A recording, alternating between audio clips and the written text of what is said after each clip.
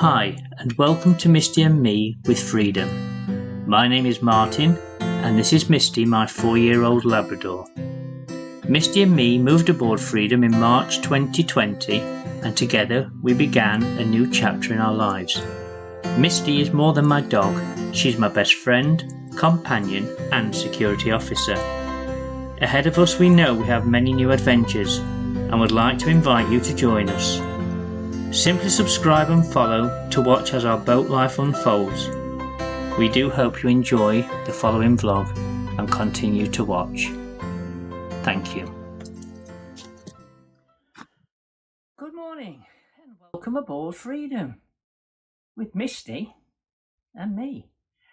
And as you can see, her ladyship is now concentrating because I'm just about to have my morning coffee and some homemade shortbread. Before I decide what I'm going to prepare for today's dinner.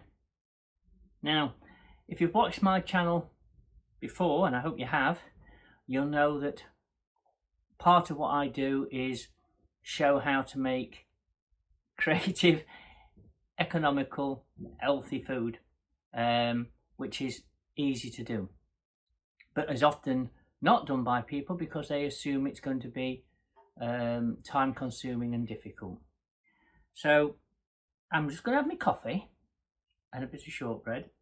Yes, and I know she shouldn't have it, but she's my official tester. Stop slapping your chops on video.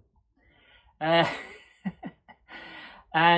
once I've had my coffee and my biscuit, I'm going to talk to you about something that many people have on a Sunday but don't make themselves.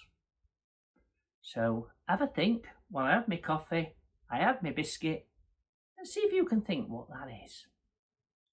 Okay, now then, did you guess what it is that a lot of people have on a Sunday, but very, very few make themselves? Well, in this country, I know that they say curry is one of the most popular dishes, but I think it's hard pushed to say that a Sunday roast isn't up there amongst them.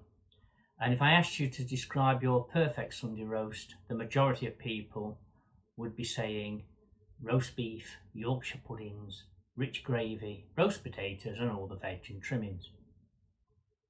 But when it comes to the Yorkshire puddings, they'll go in the freezer box and get out a bag of pre-made, such as Aunt Bessie, and obviously there's other makes. And the reason I mention Aunt Bessie is, believe it or not, in their factory in Hull, in an average year, they turn out 53 million packets of pre-made Yorkshire puddings, and that's just one manufacturer.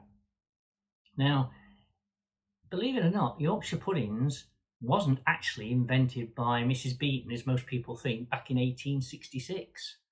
They go far, far further back, and the earliest recorded recipe is by a lady called Hannah Glass, in 1747, and she wrote a book called The Art of Cooking Made Plain and Easy. Now that rings bells with me because I like to show cooking that is plain and easy, and I make no apology for that. I think we need to get back to basics, because once you've mastered the art of, like we've already done, we've made shortbread, very easy, sausage rolls, people have already been inspired, and so today we're going to actually make Yorkshire puddings, and these are going to be perfect Yorkshire puddings, and you're going to be able to make exactly the same. There's no special skill, there's no complicated ingredients, there's just flour, milk, eggs and seasoning, and the rest is just down to following a few simple rules. So we're going to show you how it's done. Okay, so this is based on the 1747 recipe. We have 200 mils of cold milk. We have 200 grams of plain flour, 4 eggs and seasoning. Now I always put salt and pepper in mine. A lot of people and a lot of your commercial chefs will only put salt in. It's a personal choice, but I do recommend you get some seasoning in there, because if you think about it, you're basically eating just flour, milk and egg, and that's bit bland. It's a little bit bland. So, what I'm going to do first, just to make life a little bit easier, I'm going to put some seasoning into this flour.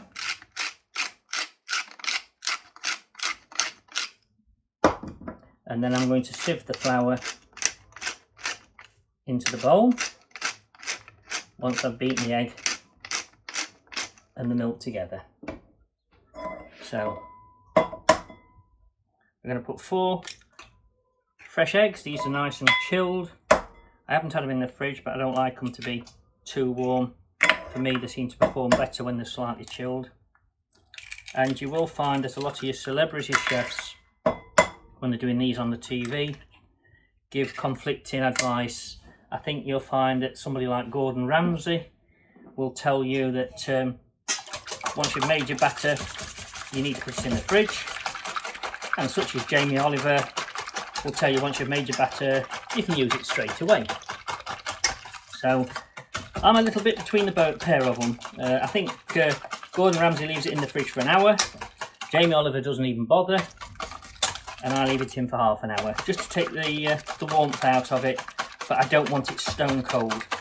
Now what you're trying to do now is beat as much air as you can into these eggs to make them nice and frothy, because the more air that we can put in, the better these will rise. Add the milk. As you can see, it's really bubbly.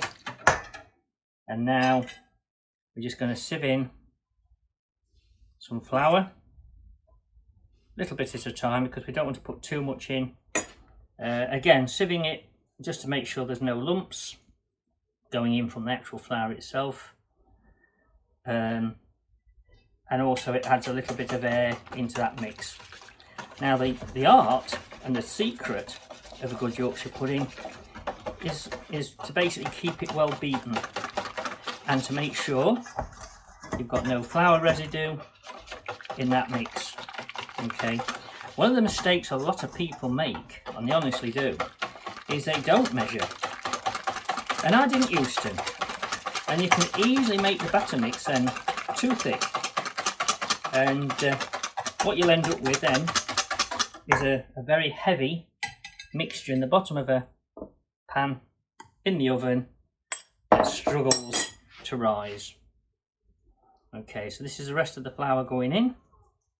As I say, you can't get much easier.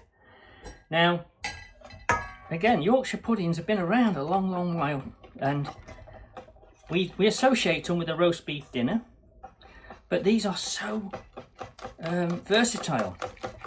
Yorkshire puddings are so versatile. If you was to get some nice lean mince and give it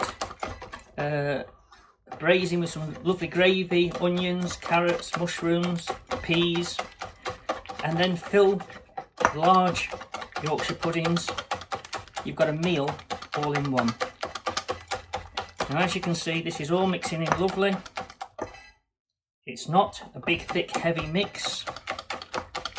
And just to show you what we're after, I'm going to give it a lot more of a beat off camera, because obviously it needs that. But what you're aiming for is it coats the back of your spoon. You don't want it sticking to it like wet clay. It just needs to be able to coat the back of your spoon. But this wants a little bit more beating at the moment, just to get the flour out. And once I've done that, I'm going to put it into a jug, and then it's going to go into the fridge for 30 minutes. Just to say, just to take the warmth out of it, because it's on my boat, and my boat is a warm boat. And then we'll prepare the baking tray to actually get it ready to go in the oven. Now this will go into a jug, just to make that process a lot easier. And if you didn't already know, you can't actually, or not supposed to, class a Yorkshire pudding as a Yorkshire pudding unless it's 4 inches or higher. So if you're making Yorkshire puddings that are only 2.5 inches, technically they're not actually a Yorkshire pudding, even though we all know that they are. That's the boffins who have done the testings on them say that they should be 4 inches. So we're going to measure these when they come out of the oven, and I don't know whether they'll be 4 inches or not, but for me they're still going to be nice Yorkshire puddings. And the recipe, Yorkshire pudding recipe, is common all over the world in different forms. And even in Japan, they have their version, and it's called takoyaki, and they serve it with minced octopus, onion, and pickled ginger. Well, as I don't like octopus, I won't be doing that recipe for you. And as you can see, this is all coming along nicely, and I'm going to now put this in the fridge and tidy up the side and bring you back when this has had a chance just to chill down a bit. So go and put your kettle on, make yourself a cup of tea. Right, the batter is almost ready and chilled down. So all we need to do now, the oven's preheated, we just need to get the pan sorted, oiled, in the oven for about 10 minutes. Now if you're doing this in a house, then let it smoke as much as you darest, because the hotter you get the pan, the better your Yorkshire puddings will be. Try not to use a heat resistant oil, etc. Go for a vegetable based, plant based, high temperature, the sort of thing you'd fry your chips in. So I'm just going to use a rapeseed oil, put a small splash in the bottom of each of these. Now it is a non-stick pan, so you don't need a lot of oil, just to get it a little bit of something there to get going. And we're going to pop that in the oven for about 10 to 12 minutes to get really hot, and then we'll get them out and get some batter in, and then we're almost on the way to getting some beautiful Yorkshire puddings.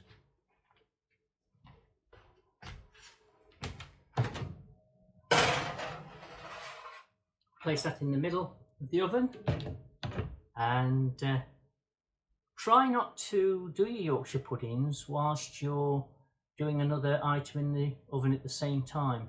Reason being, you need to, once you place the batter in there and put it back in, you need to leave it for a good 20-25 minutes without messing about with them. So we'll let the fat get nice and hot, and then we'll get some Yorkshire pudding mix in. Okay, it's time to get this pan out. Now this is where you need to be careful, because the oil in the pan is now nice and hot, and make sure you've got a dry, thick cloth to handle it with.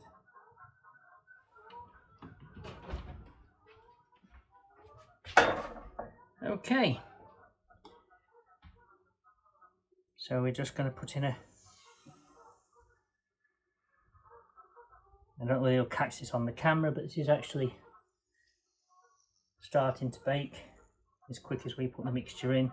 You could have this fat a little bit hotter, to be fair, but I'm actually cautious of the alarms that we've got on the boat. The hotter you get it, the better it goes. And that leaves me a little bit then in here for my dinner later, Misty, because I'm sure she'll want one. So it's going to go back in the oven for 20 to 25 minutes, and we leave them alone, we don't mess with them. So let's see how they turn out. Come back to me in a little while.